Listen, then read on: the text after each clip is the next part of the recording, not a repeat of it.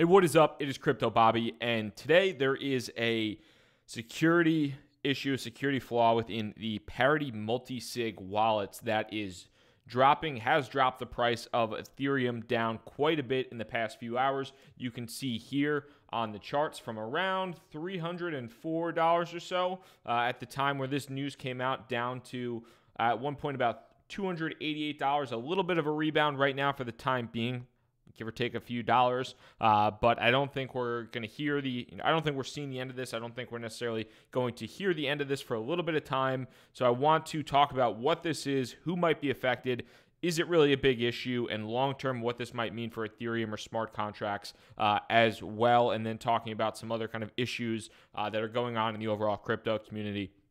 So let's hop into it. If you are new to the channel by any chance, my name is Crypto Bobby. I do daily videos on the subject of cryptocurrency, so hit that subscribe button if by any chance you are new. But heading over to the Parity blog, which I will link to in the description below if you're watching this on YouTube, or if you're listening on the podcast, thank you for that as well. But I will link to that in the podcast description notes as well. So you can see here, November 7th, there's a security alert from Parity Tech.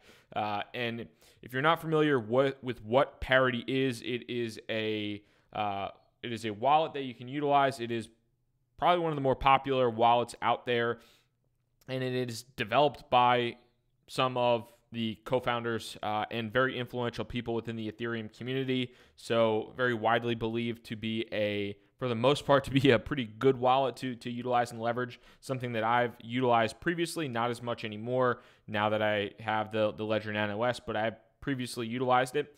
And there is a security alert out right now that is specifically regarding Parity multi-sig wallets, not the standard wallet within Ethereum, but multi-sig wallets where it allows you to run a multi-sig contract where you hold your Ethereum and it requires somebody else to sign that transaction as well to broadcast that out to the network. So not necessarily something for probably the majority of you. I'm sure some of you have some. Hopefully none of you do, but I'm sure there might be some people watching this right now that may or may not have some money within a Parity multi-sig wallet. But essentially what this means is anybody with assets in a multi-sig wallet created that was deployed since June 30th, there is a bug that was exploited. And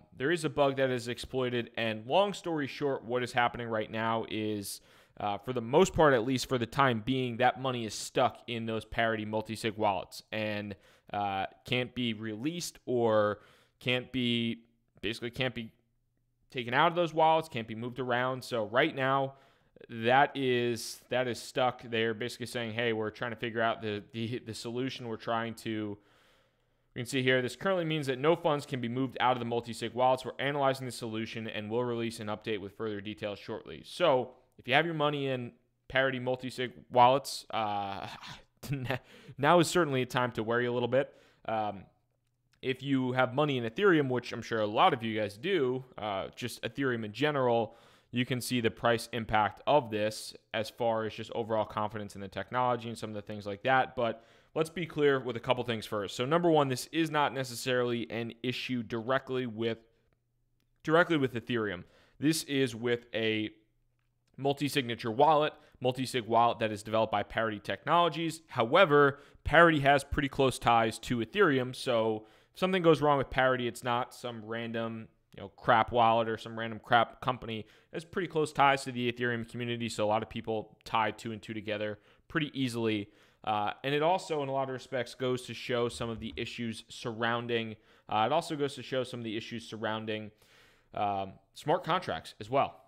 And what issues am I talking about with smart contracts? Well, I think it's pretty simple in a lot of respects. Is smart contracts are extremely, extremely new technology. They're basically on the bleeding edge of technology. And while there are certainly functional smart contracts out there, and there are smart contracts that I've utilized and leveraged, and they work, and it works well, but they're very much new technology, and it is not impossible by any stretch of the imagination, and has been. It is not impossible by any stretch of the imagination to find flaws in these smart contracts, to really go out and harm some of these smart contracts. And it's interesting because, in my opinion, at least, there is there's a lot of people out there that push this idea of decentralize everything. And, decentralization is great. I'm not a big fan of centralization with everything. So let's start that out there. I've been affected by multiple hacks. You got the Equifax hack. You have a number of other things that I've been negatively affected by from centralization and just the overall kind of spirit of cryptocurrency as well. But people are very much focused on decentralized. And especially if we're talking about like decentralized trading exchanges and things like that, because people like to hate on centralized exchanges. However, this goes to show that, and I think you should be aware when you're leveraging smart contracts, they are not foolproof. And rather than putting your trust in a centralized system, whether it's an exchange or it's some type of third-party custodial system, whatever it might be, you're going and you're putting your trust in something, rather than putting your trust in a centralized system, you're going and putting that trust into basically into a software engineer who's writing a smart contract, and you're trusting them to be competent enough and good enough to write code that will not be exploited, that will not have flaws. So while it is decentralized in nature, once that code is executed, once that smart contract comes into fruition, there are still issues that you can run into that are, in many ways, even right now, as we've seen with some of the issues that have happened with Parity, with Ethereum, there are definitely things that are going on that are potentially even more risky than centralized solutions for the time being. So from my perspective, when I'm looking at this, in a lot of ways I'm thinking, number one, I do think smart contracts are going to significantly impact the future. There are going to be a number of ways that this is going to improve the quality of technology, potentially improve the quality of life, and it's not something that's going away anytime soon. However, like I said, we are basically on the forefront of a brand new technology. With brand new technology comes flaws, and when it gets pushed into production quicker than it probably should be, you're going to see issues like this. And it can potentially lose you money if you're putting trust in that. And let's take a look. So there have been a couple different solutions that have been a couple different solutions for this specific issue that have been presented and that are right now being considered. I'm sure, I don't really know actually, but I would think that the Ethereum team is very much looking at this, because there's apparently a good number, many millions of dollars held up in Parity multi-sig wallets right now that literally are not able to be accessible because of this issue. And one specifically is, where do we have? Polkadot. So Polkadot was a company that had an ICO, pretty prominent in the crypto Ethereum community. You can see the followers. You have Vinny Lingham, Roger Ver, Brock Pierce, Consensus, Bittrex, Pantera Capital, basically a lot of people that are big in the, pretty big in the crypto space. And Polkadot has come out and said, unfortunately, our multi-sig wallet is frozen. It is the tool that they utilize to store all of their Ethereum from the Bitcoin, or from their ICO.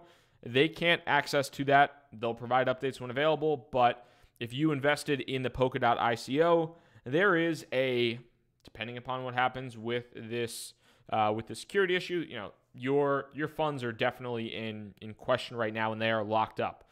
So certainly an issue there, and this is the type of thing that goes to show some of the problems with developing technologies. And this is coming from somebody that is very much a big Ethereum fan, somebody that is really that likes Ethereum quite a bit. I like Bitcoin. I like Ethereum. I'm not a maximalist of either one of them. And there are definitely, Bitcoin maximalists out there saying, Ethereum is crap. This is the downfall of Ethereum, blah, blah, blah. They may be right. They may be wrong. But it's kind of funny, too, coming from folks in Bitcoin where there is a big, the Bitcoin 2X, the B2X, the SegWit 2X fork that is a massive deal. And to be throwing stones when you're living in a glass house with that going on in the future, while it's not directly comparable, I think cryptocurrency in and of itself is on, like I said, it's on the cutting edge. This is still, while it's definitely developed in the past couple of years. This is still so new, and there are going to be continuing issues, especially with developing tech that gets pushed out too fast. This is one of those issues. And as we can see with the price overall of Ethereum right now, if we pop into that, I mean, that has, like we talked about before, that has taken a pretty substantial hit on this news. What am I doing? As you guys know, I have a decent holding of Ethereum. I am much more heavily weighted in Bitcoin. But when I did see this news come down around 295, I moved some of my Ethereum into Litecoin, because I am pretty heavily weighted into Bitcoin for the time being. So I just wanted to diversify on GDAX into Litecoin. That's had a decent day so far. And I think Litecoin might serve as a little bit of an alternative to Bitcoin around the time of this B2X fork and post B2X fork. So I just diversified a little bit of the Ethereum into Litecoin for the time being until this gets sorted out. And again, this is not a specific issue with Ethereum. This is a product that is built off of the Ethereum network. But with that being said, it is a very prominent team. Parity is a very prominent team, very prominent product in the Ethereum ecosystem. So anything that they do definitely has close ties to Ethereum, and any mistakes that they make are closely tied to the overall price of Ethereum, as you can see here. Now, outside of that on the day, as we pop over here to on-chain FX, somewhat of an up and down day, depending upon how things are looking throughout the market. Somewhat of an up and down day for the vast majority of crypto. It's been, Bitcoin has been down a little bit. Ethereum has obviously taken a dip over or below Bitcoin. With this news, it's down about 1% on Bitcoin, and a number of other cryptocurrencies out there have. It's been a little bit choppy waters for the most part. I would say about 60-70% of the crypto world is right now in the past day or so outpacing Bitcoin, and has continued to outpace Bitcoin. However, we're talking about Bitcoin here.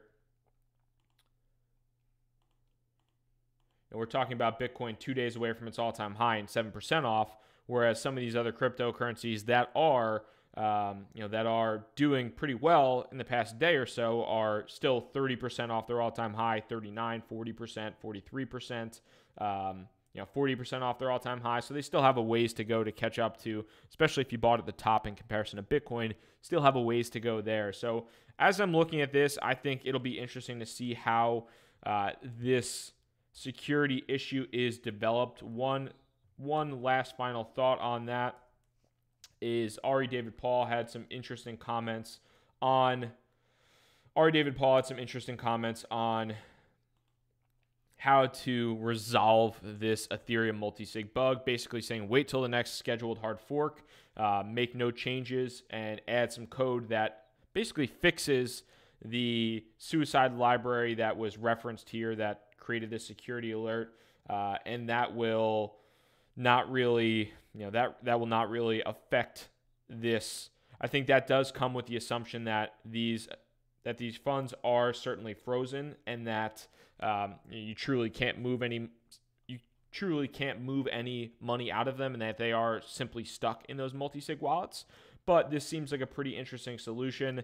Hopefully this doesn't result in another hard fork or separate chain of Ethereum like Ethereum did with Ethereum Classic, because the money is locked up as a similar amount, quite frankly, to the DAO, to the decentralized autonomous organization that was hacked. So this seems to be a somewhat plausible solution. I'll definitely stay tuned as far as what they end up doing and how this ends up working out. But again, the lesson here, if you're deriving a lesson from this, is whether you're talking about Bitcoin or Ethereum, Ethereum is trying to accomplish in a lot of cases more than Bitcoin is. And because it's trying to accomplish a lot more than Bitcoin does, there are a lot of inherent flaws with that, or there are a lot of inherent potential exploits with that. We're seeing that happen right now from a security perspective, which is why Bitcoin has been doing, I think, a lot. Bitcoin does one thing, and it does one thing really well, or did one thing really well, transactions. Ethereum is doing multiple things, and because it's doing multiple things, it's open to a lot more exploits. So something to consider there. I will definitely keep you folks in the loop as far as what ends up happening with this, but I thought it was important to discuss that when you are looking at this stuff, when you are potentially investing in these cryptocurrencies, whether it's Ethereum, whether it's another product out there, whether it's you have your money on a decentralized exchange, you're using a smart contract to invest in an ICO, the majority of this stuff is brand spanking new. There is various levels of testing. People are pushing things into production faster than they probably should be because there is so much money to be made. So you do want to be cautious. It's tough if you're not a software engineer and you don't have the ability to go in and audit this code or anything like that. But it's definitely something to be concerned with, and it's something to take into consideration as you go into the future. Outside of that, guys, like I said, if you are new to the channel by any chance, the name's Crypto Bobby. I do daily videos on the subject of cryptocurrency as well as YouTube Live Crypto Happy Hour. So hit that subscribe button, the little notify bell next to it so you get notified anytime I do go live. Sit back, have some beers, have a coffee with me, have a water with me, whatever it might be, and relax. But outside of that, guys, thank you so much for your time. Crypto Bobby signing out. Peace.